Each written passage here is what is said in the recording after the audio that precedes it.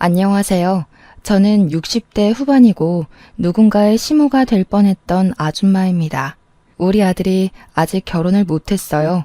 이전에는 결혼 정년기에 결혼해서 손주 낳고 행복하게 사는 걸 보고 눈 감는 게 소원이었는데 지금은 그저 아들이 큰 병 없이 무난하게 살아주는 게 소원이에요. 당연히 어떠한 계기가 있어서 그렇게 마음을 바꿔먹은 거 맞아요. 지금도 그 아이만 생각하면 기가 막히는데 그 아이도 분명 누군가의 딸일 거란 말이죠. 자식 같아서 마치 딸이라도 생긴 것처럼 잘해줬는데 참 세상에 별사람 다 있다는 걸 깨달았어요. 눈치채셨겠지만 오늘 제 예비 며느리에 대해서 얘기를 해보려고 합니다.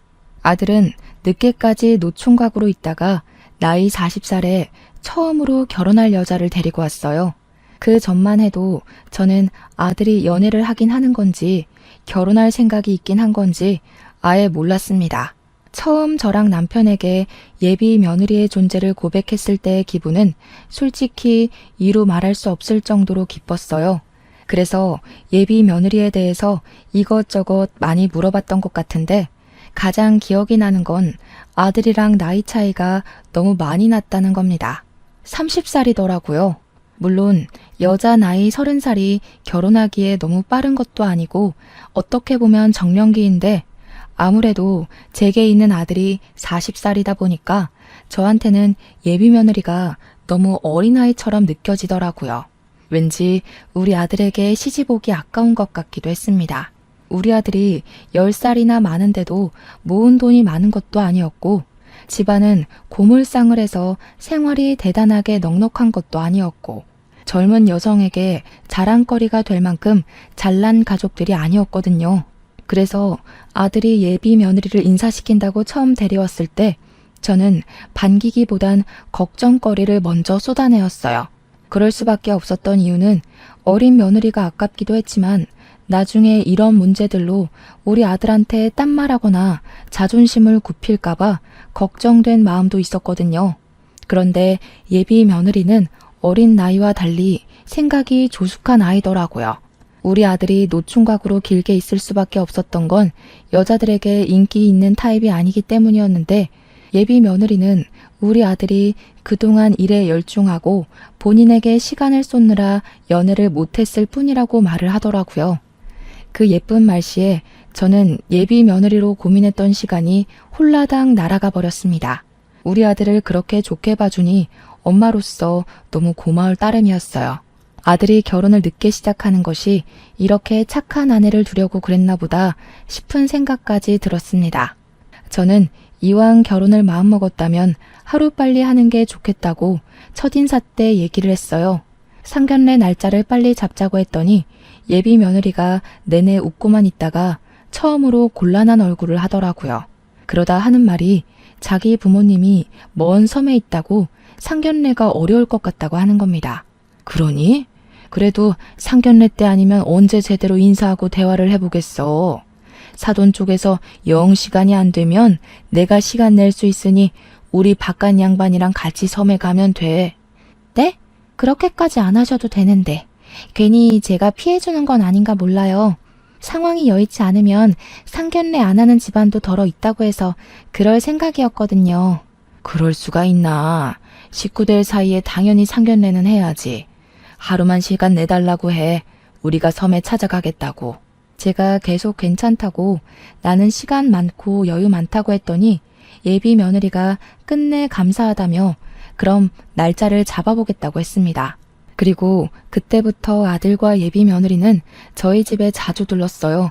예비 며느리는 이미 며느리라도 된 것 마냥 집에 올 때마다 이것저것 나서서 하려고 했습니다. 제가 아무리 쉬라고 해도 굳이 제 뒤를 졸졸 따라다니면서 살림을 자처했어요. 어머님, 제가 할게요 하면서 돕는 모습이 얼마나 고맙고 예뻤는지 모릅니다. 원래 애들이 예쁘면 뭐 하나 더 해주고 싶은 게 어른들 마음이잖아요. 제가 예비 며느리를 볼 때면 딱 그런 생각이 들어요. 젊은 사람이 예의도 바르고 행동도 선하고 얼마나 기특합니까? 그래서 저는 언젠가부터 예비 며느리가 좋아하는 음식을 먹이고 좋아하는 반찬을 만들어 싸주었어요. 예비 며느리가 혼자서 자취를 하는데 젊은 사람이 자취하면서 밥을 옳게 해먹기나 하겠습니까? 배달이나 포장 음식만 시켜 먹기 다반수지 돈 벌면서 내 밥 스스로 해먹는 거 참 쉽지 않을 거거든요. 게다가 예비 사도는 섬에 있어서 멀리 타지 생활하는 예비 며느리를 못 챙겨줄 거란 말이죠. 그러니 제가 어디 예비 며느리를 그냥 지켜볼 수만 있겠습니까? 앞으로 우리 식구가 될 아이니 잘 먹이고 잘 지내고 싶어서 저는 꼬박꼬박 반찬을 챙겨줬어요. 그때마다 예비 며느리는 항상 눈물을 흘릴랑 말랑하면서 감사 인사를 해줍니다. 타지 생활하면서 부모님 못 뵌 지 오래됐는데 어머님이 계셔서 정말 좋아요. 저 정말 시집 잘 올 것 같아요. 저 무조건 합가할 거예요. 어머님 옆에서 살면서 어머님께 효도할게요. 그땐 우리 아들보다 10살이나 어린 예비 며느리가 왜 그렇게 안쓰러웠는지 모르겠어요. 예비 며느리가 저를 잘 따라주니 제가 더 그런 마음이 들었던 것 같기도 하네요. 저는 예비 며느리가 마치 제 어린 딸이라도 되는 것처럼 아들보다 더 안부 연락을 하고 부족한 생필품을 챙겨주었습니다. 예비 며느리는 우리 집에 올 때마다 반찬이 담긴 종이 가방을 하나씩 꼭 쥐고 돌아갔어요. 저는 이미 예비 며느리가 우리 아들과 결혼할 거라 믿어 의심치 않았기 때문에 예비 며느리를 벌써 가족으로 생각하고 있었어요. 그래서 문득 혼자 고군분투하며 살고 있는 며느리 자취집을 가서 직접 챙겨주는 것도 나쁘지 않겠다는 생각이 들었습니다. 혹시 몰라 며느리에게 전화해서 허락을 구했더니 예비 며느리도 그걸 흔쾌히 좋아해 줬어요. 저는 오래간만에 하루 전날 장까지 봐가면서 몸에 좋은 재료들과 요리를 선별해 평소 엄마의 손길 아니면 쉽게 먹지 못할 반찬들로 준비했습니다. 당연히 예비 며느리가 저희 집에서 잘 먹던 반찬들까지 더해서요. 그리고 이왕이면 예쁜 용기에 담아주고 싶어서 한 번도 안 쓰고 다른 곳에 빼놨던 새 용기까지 꺼내서 정성스레 담았어요. 만들고 담기까지 준비 과정만 무려 4시간이 걸렸습니다. 아주 꼭두 새벽부터 일어났었고 마치 자식 소풍 도시락 싸주는 마음으로 성심껏 준비했어요. 그렇게 예비 며느리 집을 방문하는 당일 저는 양손 가득 짐을 들고서 택시를 탔습니다. 자차를 갖고 있는 남편은 볼 일이 있어서 나갔고 버스를 타기엔 짐이 너무 많아서 어쩔 수 없이 요금 좀 나오더라도 택시를 탔어요. 제가 반찬을 꾸준히 줬기 때문에 그것들이 소량 정도 남아있겠지만 아마 거의 다 먹었을 겁니다. 말 그대로 소량으로 줬거든요. 예비 며느리 집 앞에서 차를 내리고 엘리베이터를 타려고 하니 예비 며느리가 마중을 나왔어요. 제가 택시에서 연락을 한번 했었거든요. 마중 안 나와도 된다고 했는데 기어코 나와줬더라고요. 어머님, 짐이 왜 이렇게 많으세요? 세상에, 이걸 다 만드신 거예요? 이렇게까지 안 해주셔도 되는데 저 때문에 너무 고생하시는 거 아니에요? 누구 입에 들어가는 건데 이 정도는 해줘야지. 젊을 때 잘 먹고 몸 챙겨야 늙어서 고생 안 하는 법이야. 아들 없이 저 혼자 며느리를 만나는 건 그날이 처음이었습니다. 그렇게 만나니까 한층 더 가족이 된 것 같고 좋긴 하더라고요. 예비 며느리랑 나란히 짐을 들고서 엘리베이터로 올라탔어요. 예비 며느리 집은 상가 건물에 있었는데 시끌벅적한 아래 상가에 비해 위에 딸린 오피스텔은 젊은 사람들이 살기 좋게 아담하고 깔끔하더라고요. 그런데 그렇게 조그마한 곳도 월세가 비싸서 돈 많이 나간다네요. 얼른 결혼해서 합가를 하던 분가를 하던 내 집인 곳에서 살아야 돈이 안 나가는 법인데 그게 좀 걱정이긴 했습니다. 예비 며느리랑 같이 짐을 들고 주방으로 보이는 곳에다 반찬들을 올려놨어요. 자연스레 제가 반찬들을 정리해 주려고 소매를 걷었더니 예비 며느리가 갑자기 저를 막아서더라고요. 오늘 어머님은 저희 집 손님으로 오셨으니까 일하시는 건 안 돼요. 거실에 가 계시면 제가 다 정리해 놓을게요. 아이고 됐다. 내가 어디 시켜 먹을 사람이 없어서 널 시키겠어? 너 고생하라고 이 많은 반찬 싸운 거 아니야. 실은 냉장고가 엉망이라서 어머님한테 보여드리기 민망해서 그래요. 제가 일 때문에 바빠서 집밥을 밤 늦게 먹다 보니까 정리할 시간이 없어서. 아직 결혼 안 한 여자들이면 다 그렇지 뭘. 요즘이 어디 옛날이랑 같은가? 결혼도 안 한 젊은 사람들 워낙 바빠서 살림하기 버거운 거 누가 모른다고. 정리 못하는 게 당연한 거야. 괜찮다. 예비 며느리가 하도 딸 같은 마음에 제가 정리를 해주고 싶어서 한 고집을 좀 부렸거든요. 근데 예비 며느리도 저한테 좋은 모습만 보여주고 싶다고 그렇게 사정을 하는 겁니다. 할 수 없이 저는 거실에 앉아서 며느리가 준 커피만 마시며 쉬었어요. 그 사이 예비 며느리는 제가 챙겨온 반찬을 허겁지겁 정리하기 시작했습니다. 곧 제 반찬이 너무 맛있어 보인다면서 이걸로 밥 먹고 싶다고 금세 밥까지 하더라고요. 그 모습이 또 귀여워서 저도 주방 일을 도우려고 슬그머니 다가갔으나 예비 며느리가 워낙 주방 근처도 못 오게 다 대접해 주려고 해서 그냥 두 손 두 발 놔버렸어요. 이참에 예비 며느리 집이나 구경해보자 싶어서 아담한 집을 둘러봤습니다.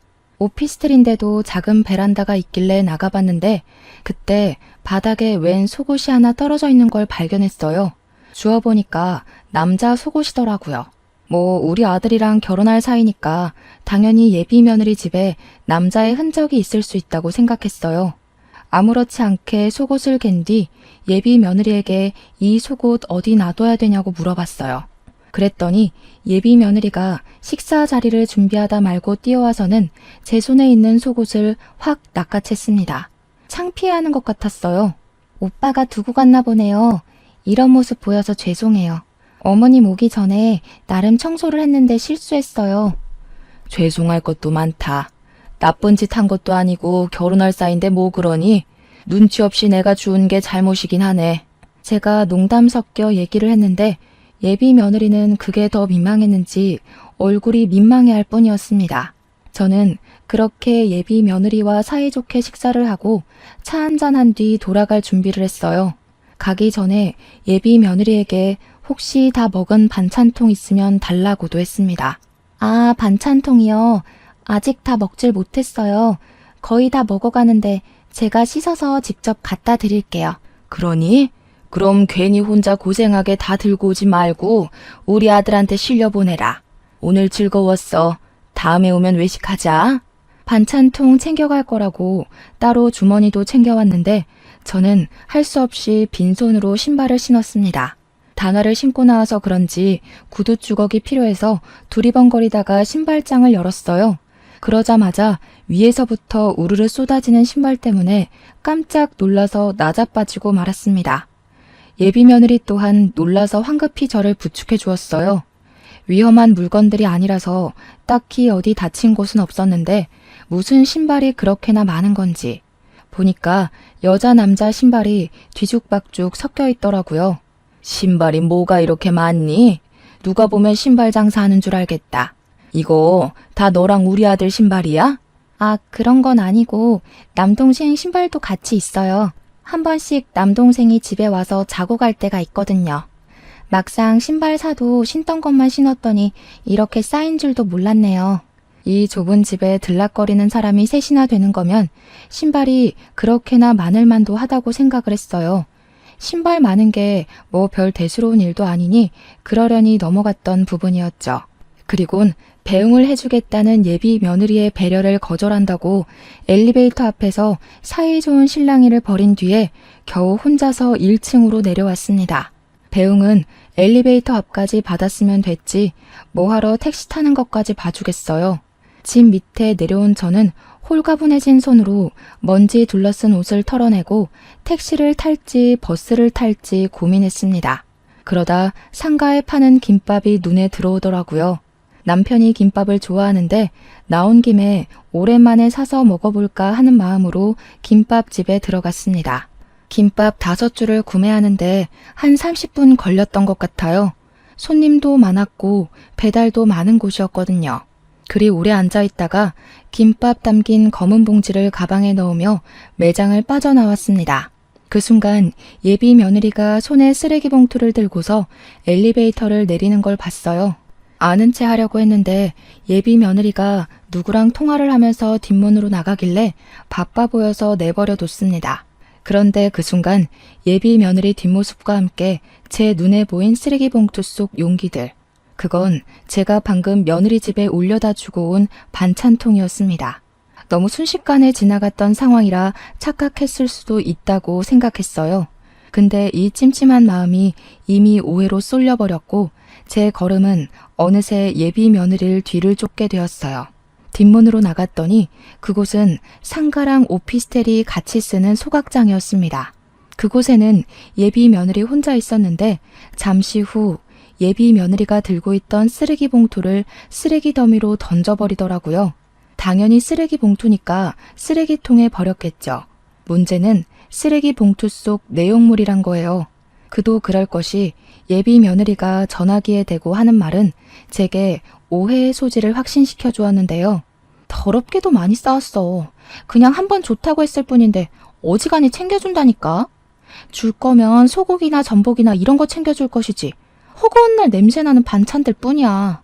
내가 무슨 거지인 줄만 아나 봐. 매번 처리하는 것도 짜증나 죽겠네. 그리고 내가 이전에 반찬통도 다 버려버렸거든? 갑자기 그걸 달라는 거 있지? 들키는 줄 알고 간 떨어질 뻔했어. 예비 며느리가 하는 발언부터 목소리 톤은 제게 잊지 못할 큰 충격을 안겨줬어요.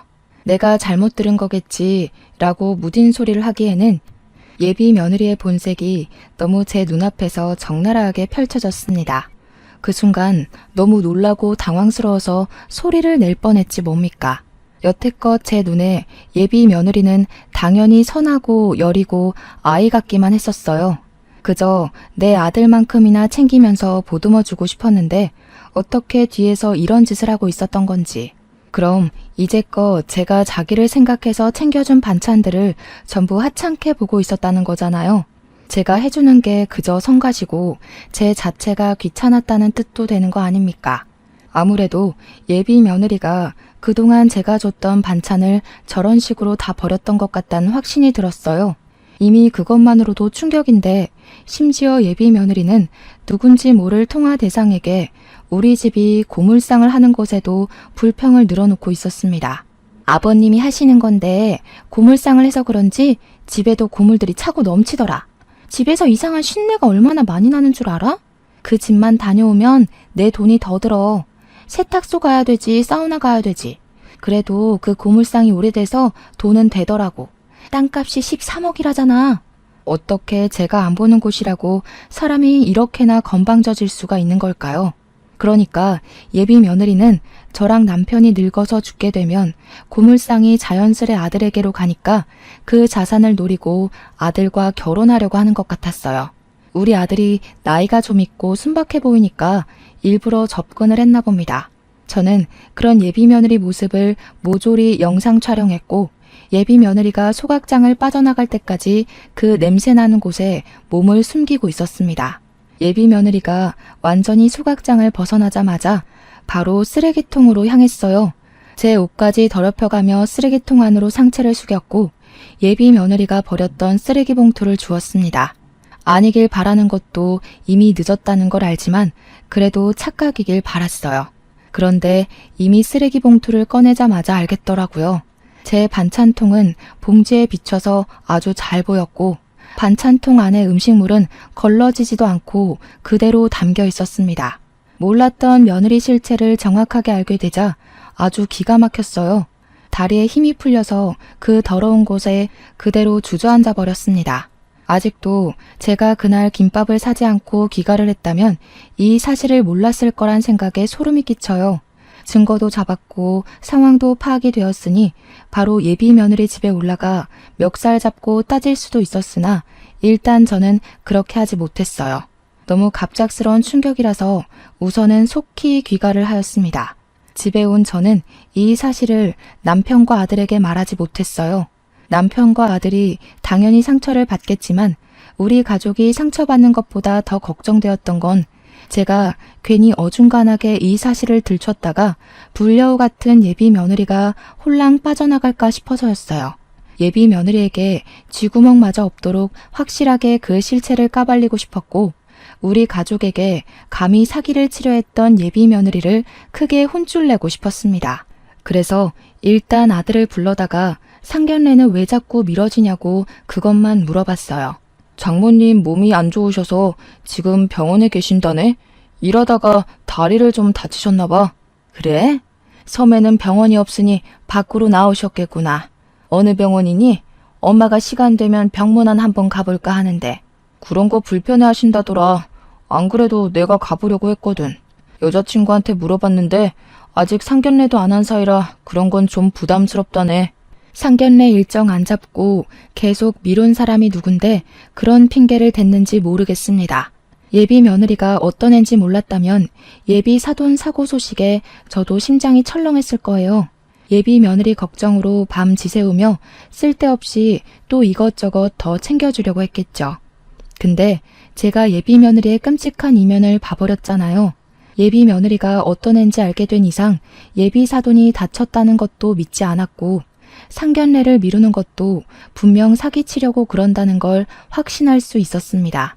저는 이 여시 같은 예비 며느리를 어떻게 손을 대야 확실하게 떼어놓을 수 있을지 고민했어요. 머리 싸매고 며칠간 고민하며 시간을 보낸 뒤 저는 또 반찬을 준비했습니다. 이번에는 유독 더 냄새가 많이 나는 젓갈, 김치, 장아찌 등등으로 챙겼어요. 그리고 오랜만에 저녁 먹자는 이유로 아들과 예비 며느리를 집으로 불렀습니다.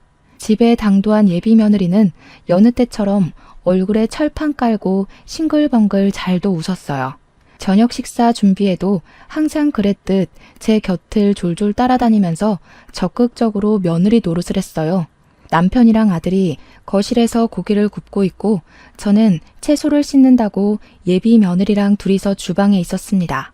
예비 며느리를 계속 보는데 제가 실체를 알고 있어서 그런지 사근사근 웃는 얼굴이 주먹을 날리고 싶게 생긴 줄은 그날 처음 알았어요. 둘만 있는 그 장소에서 저는 한번 물어나 보고 싶더라고요. 진짜 돈 때문에 이 피곤한 짓을 하는 거냐고 말이죠. 어머니가 아프시다고 들었는데 신경 많이 쓰여서 피곤하겠다. 그럼 결혼은 계속 미뤄지겠네.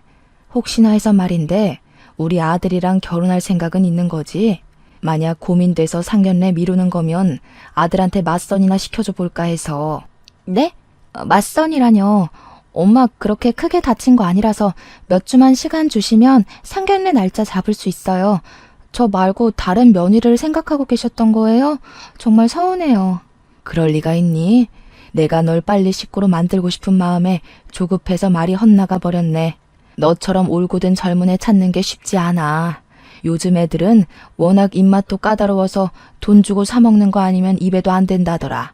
저번에 기사에 어떤 며느리가 시댁에서 싸준 명절 음식을 바로 갖다 버렸다지 뭐니.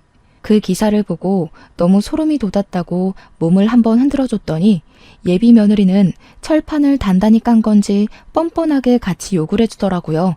어른들 성의를 무시하는 그런 사람들이랑 자기는 다르다면서 얼굴색 하나 안 바뀌고 거짓말을 하는 거 있죠. 그걸 보니까 예비 며느리가 우리 집에 들어온다면 어떤 사람이 될지 선명하게 보이더라고요. 그 뒤로 저는 밥을 먹는 내내 예비 며느리와 눈을 안 마주쳤습니다. 예비 며느리의 가짜 웃음을 계속해서 보면 체할 것 같았거든요. 그렇게 저녁 자리가 마무리되고 예비 며느리와 아들이 자리를 떠날 준비를 했어요. 저는 검은 봉지로 둘둘 싸놓았던 반찬들을 예비 며느리에게 건넸습니다. 예비 며느리는 여느 때와 같이 환하게 웃으면서 제게 둘도 없는 선물을 받은 것처럼 기뻐했어요. 어머님은 제가 좋아하는 걸 어쩜 그렇게 잘하세요?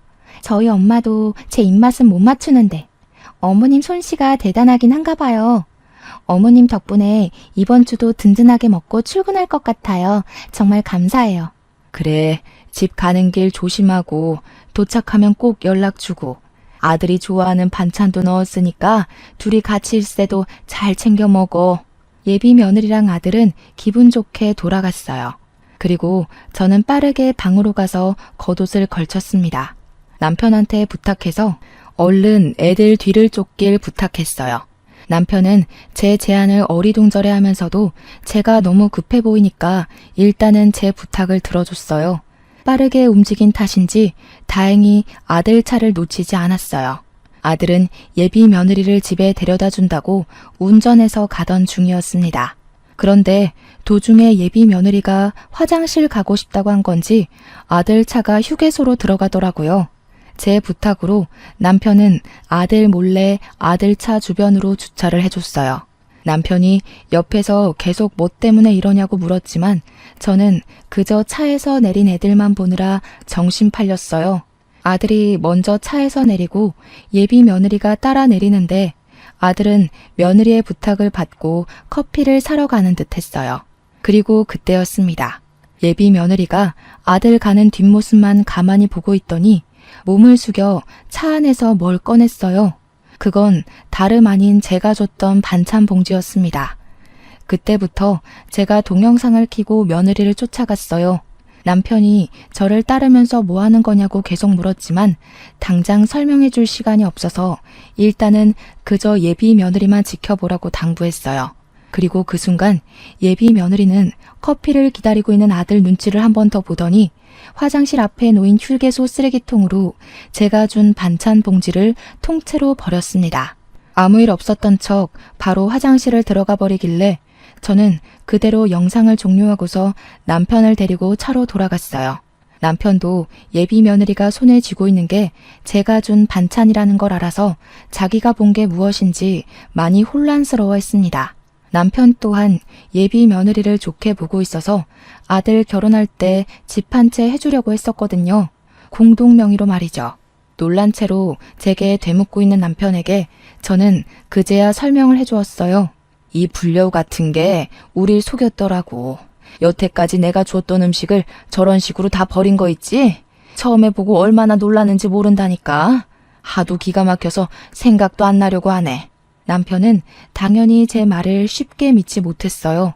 아까 예비 며느리의 행실을 두 눈으로 보긴 했지만 그래도 그동안 쌓인 예비 며느리의 좋은 이미지가 너무 많아서 선뜻 함부로 판단할 수 없는 것 같은 눈치였습니다.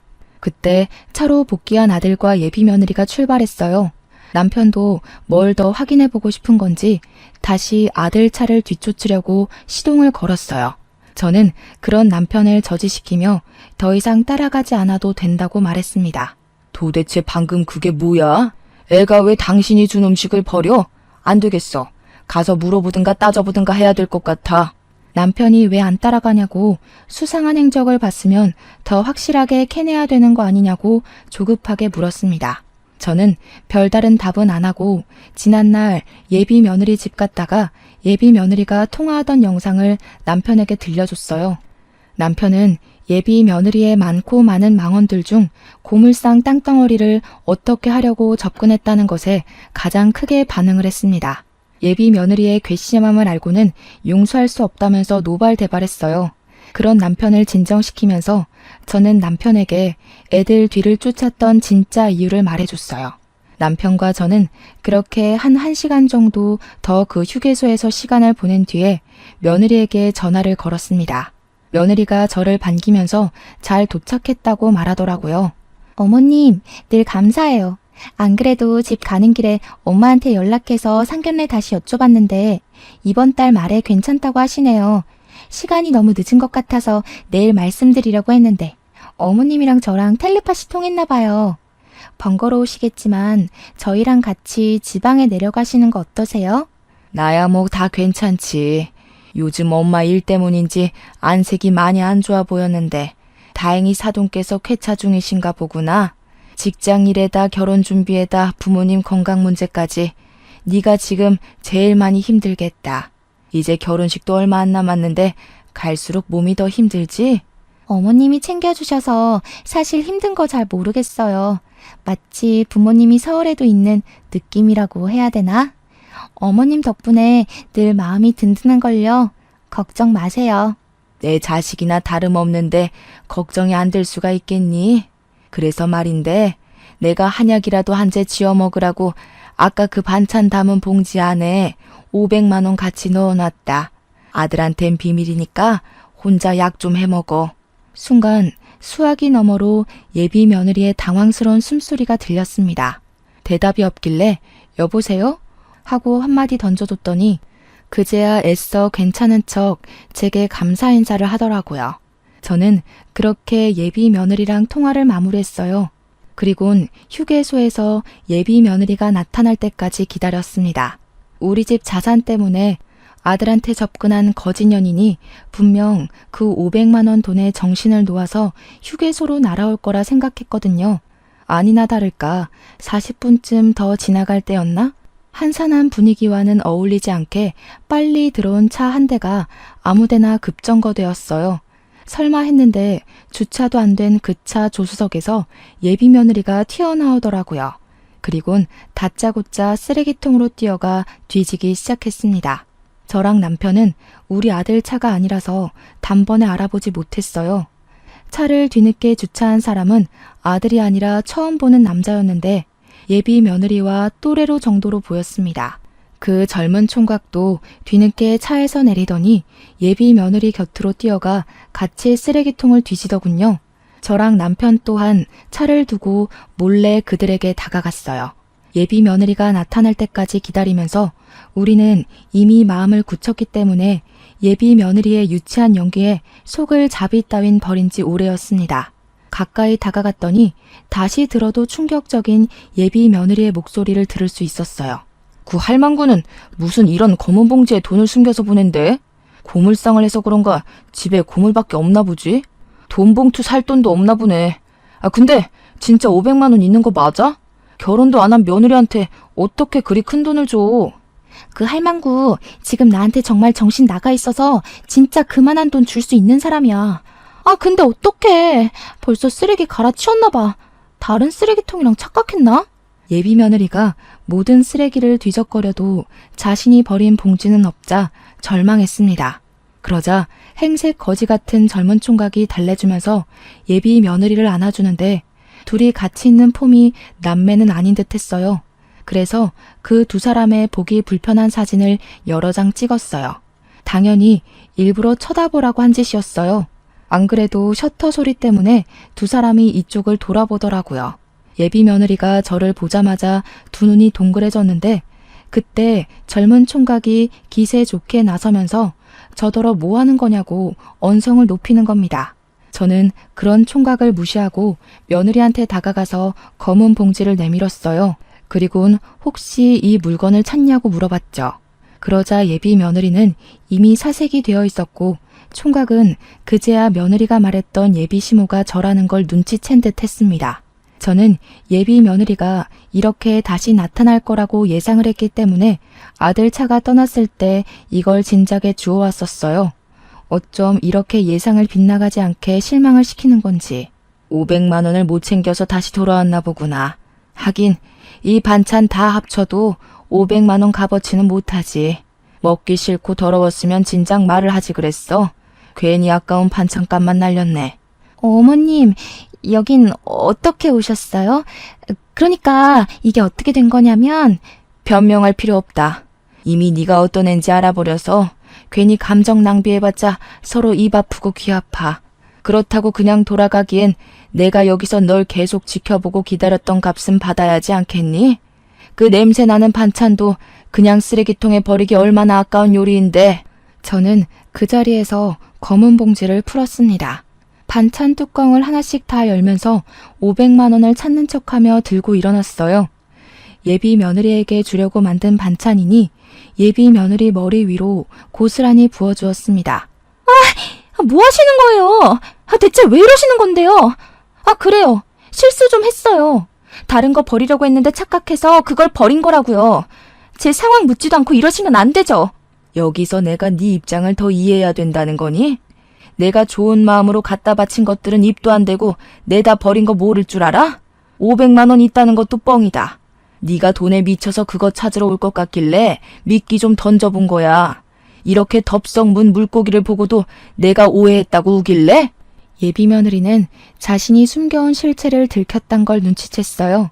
13억 땅덩어리는 다 잡은 셈이었는데 놓치게 된 것에 대한 아쉬움과 분노가 한 얼굴에 공존하고 있었습니다. 그러니까 지금 이악 물고 화를 참는 거예요. 이 와중에도 자기가 상황을 잘 해결할 수 있다고 보나 봐요. 이미 결혼이 물 건너갔다는 건 지나가는 개도 알만한 사실이었는데 여전히 희망을 놓지 않고 있길래 제가 더 신경을 박박 긁어줬습니다. 재벌집 딸내미라도 되면 모를까.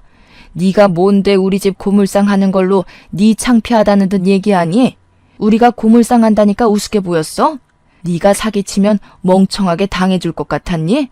하긴 우리 아들이 잘해주니까 만만했겠지. 그래서 나도 500만 원으로 사기쳐본 거야. 당하니까 기분이 어때? 역시 조금만 더 긁어줘도 예비 며느리의 인내가 바닥을 쳐버렸네요. 예비 며느리는 더 이상 제게 참지 않고 그때 그 쓰레기 소각장에서 봤던 싹수 없는 면모를 바로 드러내 주었습니다. 아, 이 아줌마 진짜 웃기네. 나이를 똥구멍으로 쳐드셨나. 딸 같은 애한테 악바리처럼 대드는 거 진짜 꼴사나워요. 고작 한다는 게 음식 갖고 장난치는 거라니. 이러니까 아줌마 아들이 등신처럼 여자 보는 눈 없어서 사기당하는 겁니다. 어린애 이겨먹으려고 용쓸 기운 있으면 아들이나 제대로 관리하세요. 음식 가지고 장난이라도 쳐야지 어쩌겠어. 너처럼 골빈년들은 말로 해서 못 알아쳐먹잖니. 넌 고작 냄새나는 반찬통 뒤집어 쓴 게 다겠지만 우리는 하마터면 냄새도 안 빠지는 고물덩어리를 며느리로 드릴 뻔했어. 아, 고물보다는 음식물인가? 아니면 폐기물인가?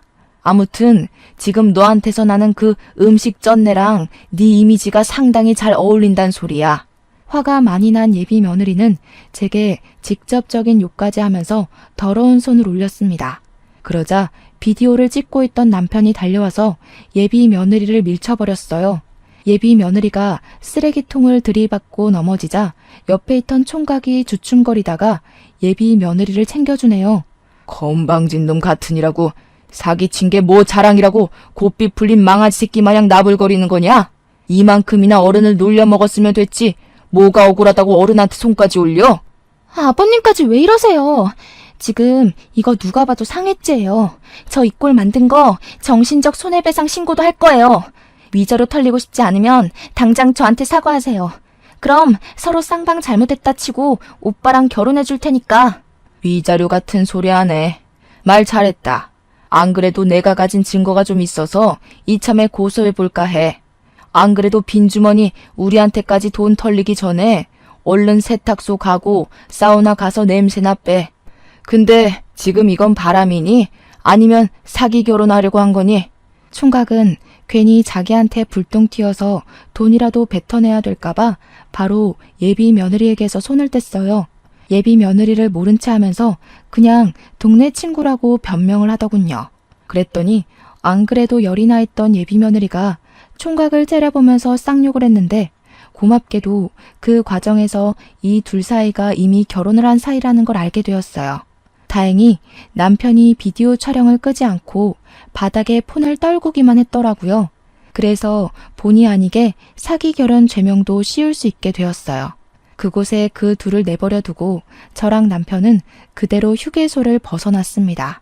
그리고 그 다음날 저는 남편이 찍고 있던 동영상을 증거로 이들을 사기죄로 신고해버렸어요.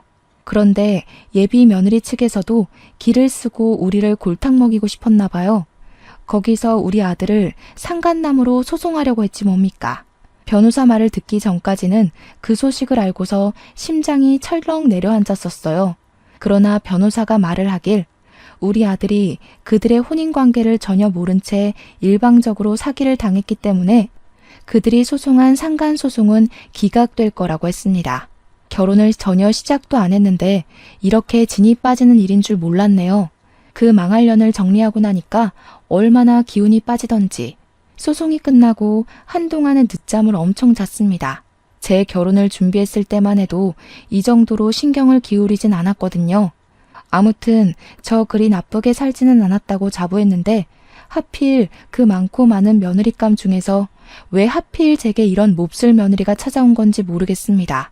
그래도 저랑 남편도 예비 며느리로부터 상처를 많이 받았지만 무엇보다 심하게 상처받은 건 당연히 아들일 거예요. 그렇잖아도 아들이 소송 진행하는 내내 저랑 남편한테 죄송하다는 말만 하면서 기가 확 죽어 있었거든요. 호랑말코 같은 년 때문에 우리 아들 자존감만 괜히 낮아진 것 같아 제 마음이 더 아팠습니다. 하필 또 아들한테는 첫 여자였다네요. 첫 여자로 인해서 우리 아들이 씻을 수 없는 상처를 받았기에 제가 그들을 더 강하게 벌하지 않았나 싶습니다. 사실 그들이 소송에 질 것 같으니까 뒤늦게야 잘못했다고 무릎을 꿇더라고요. 두 손 두 발 나만하지 않게 싹싹 빌었는데 그 와중에 예비 며느리가 무릎으로 기어가 우리 아들의 다리를 붙들고 애원을 하는 겁니다. 그걸 제가 발로 차버렸어요. 하비는 꿈도 꾸지 말라고 말해준 뒤 제 아들을 데리고 나왔죠. 그 일이 어느덧 5개월 전입니다. 우리 아들은 제법 직장과 집을 오가면서 일상을 회복해가고 있어요.